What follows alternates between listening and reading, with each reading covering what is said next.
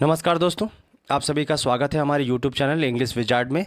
मेरा नाम है आदित्य धनराज। दोस्तों, इस सेक्शन में हम लोग करने वाले हैं WH टाइप जो फैमिली होती है, हमारे जो वर्ड्स होते हैं WH टाइप के, जिनको हम क्वेश्चन वर्ड्स बोलते हैं। हमारे एग्ज़ाम्स में जब भी कोई क्वेश्चन या फिल इन द ब्लैंक्स या कोई एरर्स वगैरह हो या सेंटेंस इंप्रूवमेंट हो, उसमें ये क्वेश्चंस पूछे जा सकते हैं। तो सबसे पहले इंपॉर्टेंट पॉइंट ये है कि हमारे पास जितने भी WH फैमिली के वर्ड्स होते हैं वो हमें आने चाहिए।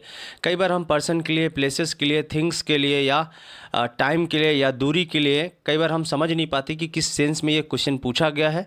और सबसे अच्छी बात है इस वीडियो की, मैंने जितने भी वर्ड्स मैं आपको बताऊंगा WH फैमिली के, वो सारे के सारे एग्जाम्पल बेस्ड होंगे, मतलब एग्जाम्पल में फ्रेम करके वो बताया जाएगा। तो आप किसी भी एग्ज़ाम्स की तैयारी करते हो, ये आपके लिए बहुत ही ज़्यादा हेल्पफुल होगा। तो चलो हम लोग वीडियो स्टार्ट करते हैं। देखते हैं, जैसा कि स्क्रीन पे दिया गया है, पहला जो यहाँ पर WH टाइप या क्वेश्चन वर्ड्स हैं, जैसे कि हु है, आपके सामने दिया गया स्क्रीन पर हु दिया गया है।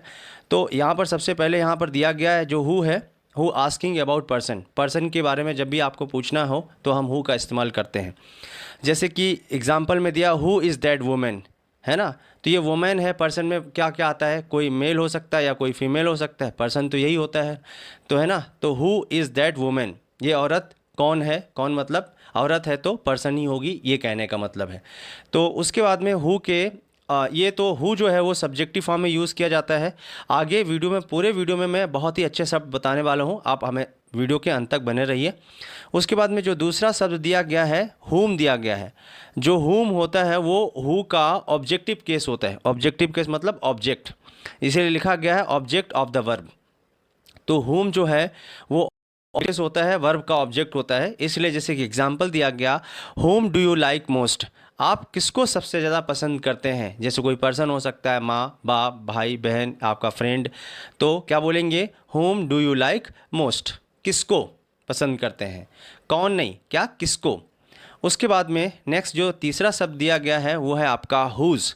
हुज़ का मतलब होता है हिंदी में, है ना, कि किसका या किसकी है। तो यहाँ पर ये पोजीशन है, पोजीशन मतलब अधिकार वाला शब्द है। मतलब जैसे कि हम लोग आई के लिए माई यूज़ करते हैं ना, जैसे यू के लिए योर यूज़ करते हैं ना, वैसे हु के लिए हम पोजीशन या पोजेसिव फॉर्म हुज़ यूज़ करते हैं। तो जैसे एग्जांपल में दिया गया है, whose keys are on the table, ये जो टेबल पे कीज़ मतलब चाबियां हैं, ये किसकी हैं, ये किसको बिलोंग करती हैं, मतलब ये है। चलिए हम लोग आगे बढ़ते हैं नेक्स्ट स्लाइड में। अभी क्या है, हमारा जो शब्द दिया गया है नेक्स्ट, वो है आपका वेयर। तो वेयर जो शब्द है आपका, वेयर किसके लिए पूछा जाता है, आस्किंग अबाउट प्लेस और पोजीशन। जब आपको किसी जगह के बारे में पूछना हो या किसी की पोजीशन के बारे में पूछना हो, जैसे कि आप कहाँ जा रहे हैं, मेरे जूते कहाँ रखे हैं, मेरी किताबें कहाँ रखी हैं, ऐसा कुछ। तो एग्जाम्पल में दिया गया है वेयर आर यू गोइंग, आप कहाँ जा रहे हैं, ये प्लेस हो गया। अभी दूसरा एग्जाम्पल जो दिया गया है वो है आपका वेयर आर माई शूज़, मेरे शूज़ कहाँ हैं। तो ये जो है आपका वेयर आपका प्लेस और पोजीशंस के लिए यूज़ करते हैं। एक्चुअली पोजीशन कोई प्लेस ही दर्शाता है। जैसे कई बार right, left, top, bottom, centre, corner पे रखे होंगे तो वो पोजीशन कही जाती है, ना कि प्लेस। एक्चुअली प्लेस या पोजीशन एक ही बात है। नेक्स्ट जो शब्द दिया गया है हमारा वो है आपका विच दिया गया है। विच जो होता है वो एक्चुअली देखा जाए तो चीज़ों के लिए यूज़ करता है, लेकिन अगर आप चॉइसेस की बात करें, जब भी आपको चॉइसेस की बात करी जाएगी तो चॉइसेस के लिए आप विच यूज़ कर सकते हैं, चाहे वो प्लेस हो, चाहे पर्सन हो, चाहे वो थिंग्स हो। मतलब अगर आपको दो किताबें दी जाएँ तब भी चॉइसेस में, जैसे एग्जाम्पल में दिया गया which book do you like most, आपको कौन सी किताब पसंद है। या मान लीजिए दो या तीन पर्सन के लिए बारे में पूछा जाए कि आपको इसमें से कौन सा व्यक्ति पसंद है या कौन सा व्यक्ति सिलेक्ट करना चाहते हैं, जैसे टीम के लिए, शादी के लिए, कोई ऐसा कुछ। या चाहे आप प्लेस की बात करेंगे तो चॉइसेस में फिर ये पर्सन, प्लेस और थिंग्स अलग अलग नहीं ले जाते, सिर्फ हम विच ले देते हैं। तो ये हमारा विच हो गया। अभी हम लोग आगे बढ़ते हैं, नेक्स्ट स्लाइड में देखते हैं क्या दिया गया है। आगे की स्लाइड में दिया गया है दोस्तों शब्द आपका है व्हेन। अब सबसे इम्पॉर्टेंट जानकारी आपको बताते हैं। व्हेन जो है वो टाइमिंग के लिए यूज़ करते हैं, आप सभी जानते हैं। Ask you about definite time, जब निश्चित समय हो। जैसे कि कहने का मतलब दो तरह के समय होते हैं, एक निश्चित समय मतलब डेफिनेट टाइम, और एक होता है पीरियड ऑफ टाइम।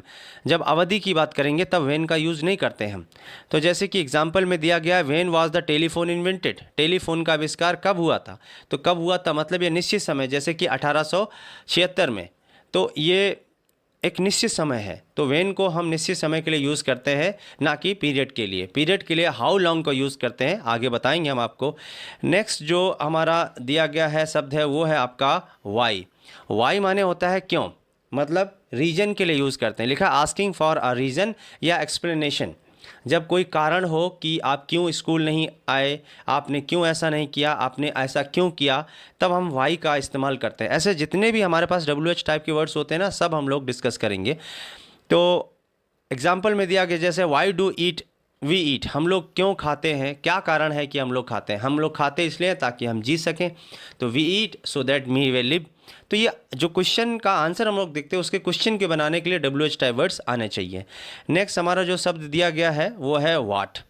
तो वाट माने क्या होता है, जैसे कि क्या, लेकिन लिखा क्या है, asking for a specific thing, specific thing के लिए या स्पेसिफिक ऑब्जेक्ट के लिए पूछा। जैसे आपका नाम क्या है, ये स्पेशल होता है। व्हाट इज़ योर नेम, आपका नाम क्या है, ये कहने का मतलब है। तो ये जो वाट है ये स्पेसिफिक थिंग्स या ऑब्जेक्ट के लिए यूज़ किया जाता है, हालांकि ये भी चीज़ों के लिए यूज़ किया जाता है किसी। अभी नेक्स्ट हम लोग आगे बढ़ते हैं। हमारा जो शब्द दिया गया है वो है आपका हाउ। तो अब हाउ को कैसे पढ़ेंगे, हाउ माने होता है कैसे।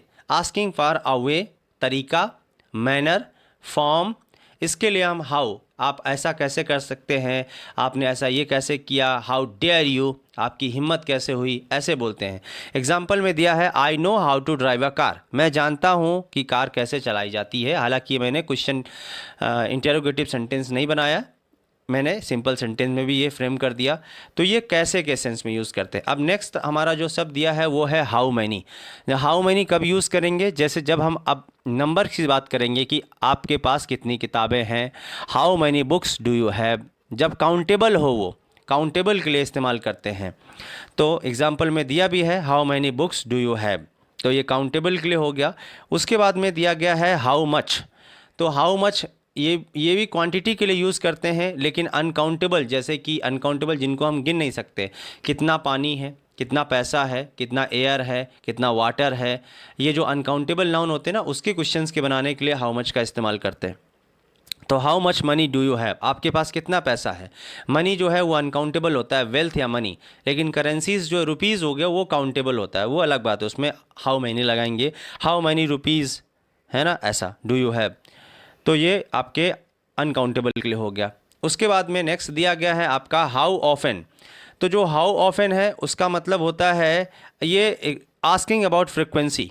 फ्रिक्वेंसी का मतलब होता है कि आपकी फ्रिक्वेंसी क्या है, जैसे कि आप कोई काम डेली करते हैं, अल्टरनेट वे में करते हैं, वीकली करते हैं, मंथली करते हैं, 15 दिन में, फोर्थ करते हैं, ईयरली करते हैं, हाफ ईयरली करते हैं। जैसे क्रिकेट का वर्ल्ड कप 4 ईयर्स में होता है या 2 ईयर्स में कोई इवेंट होती है, तो वो हाउ ऑफन के लिए यूज़ की जाती है। जैसे कि एग्जांपल दिया गया है how often do you go to the gymnasium. तो आप जिम्नेशियम कितने या कितनी बार जाते हैं, एक हफ्ते में, मान लो, वो मैंने लिखा नहीं है, वो अलग बात है, इन अ वीक लिख सकते हैं, या तो आप 3 दिन जाते हैं या पूरे हफ्ते जाते हैं, तो ये कितनी बार, किस हिंदी में इसको कितनी बार बोलते हैं। उसके बाद में नेक्स्ट जो शब्द दिया गया है वो है आपका how long. Generally how long को लोग लंबाई से निर्धारित कर लेते हैं, जो कि थोड़ा सा कन्फ्यूजिंग होता है। जैसे लॉन्ग एगो, टाइम के लिए यूज़ करते हैं। How long asking about the time period, जैसे आप कितने घंटे पढ़ते हैं, तो ये तो हाउ मैनी आवर्स भी लिख सकता है, लेकिन ये हाउ लॉन्ग कितना पढ़ते हैं, तो आप 4 घंटे में। आप अपने ऑफिस कितने समय में पहुंचते हैं, तो एग्जांपल में दिया गया how long do you take to reach the office, आपको ऑफिस जाते समय कितना समय लगता है। कितना इन द सेंस यहाँ पर हाउ मच भी यूज़ कर सकता है, लेकिन how long basically time period के लिए यूज़ किया जाता है। वैसे तो आप कुछ भी यूज़ कर सकते हो, हाउ मैनी आवर्स, है ना, व्हाट टाइम, तो घड़ी में जब पूछते हैं तो वो स्पेसिफिक टाइम पूछा जाता है। उसके बाद में नेक्स्ट जो हमारा शब्द दिया है वो है हाउ फार। हाउ फार का इस्तेमाल करते हैं हम लोग दूरी के लिए, जैसे कि कोई चीज़ कितनी दूर है, फार का मतलब ही होता है दूरी या डिस्टेंस। तो लिखा है asking about the distance. Example जैसे how far have you come, आप कितनी दूर से आए हैं। कोई व्यक्ति जैसे आपके यहाँ आया, आप उससे पूछेंगे कैसे, how far have you come, आप कितनी दूर से आए हैं।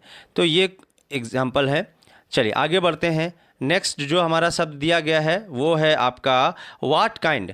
और व्हाट काइंड को किस लेकिन स्मार्ट करते हैं हम लोग आस्किंग अबाउट डिस्क्रिप्शन। जब किसी भी चीज़ का डिस्क्रिप्शन देना, डिस्क्रिप्शन मतलब उसको अंदर से जानना हो उसको अच्छी तरीके से, तो जैसे एग्जांपल में दिया, what kind of music do you like most, आपको किस तरह का म्यूज़िक पसंद है, मतलब आप किस तरह का गाने पसंद करते हैं, उसके लिए पूछा है। स्पेशल या मतलब डिस्क्रिप्शंस के लिए यूज़ किया जाता है। तो दोस्तों हमारे पास अभी फ़िलहाल के लिए कुछ ये वर्ड्स थे WH टाइप के, और नेक्स्ट टाइम में मैं दूसरे वीडियो में और भी WH टाइप वर्ड्स और भी अब स्पेसिफिक इसके आगे के और भी कठिन शब्द जो होते हैं, कई बार लोग कंफ्यूज हो जाते हैं उनमें से, तो उसको हम लोग करेंगे एक्सरसाइज के साथ।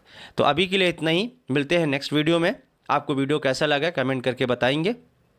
चैनल को भी सब्सक्राइब करिए, और वीडियो देखने और सुनने के लिए बहुत बहुत धन्यवाद। मिलते हैं नेक्स्ट वीडियो में।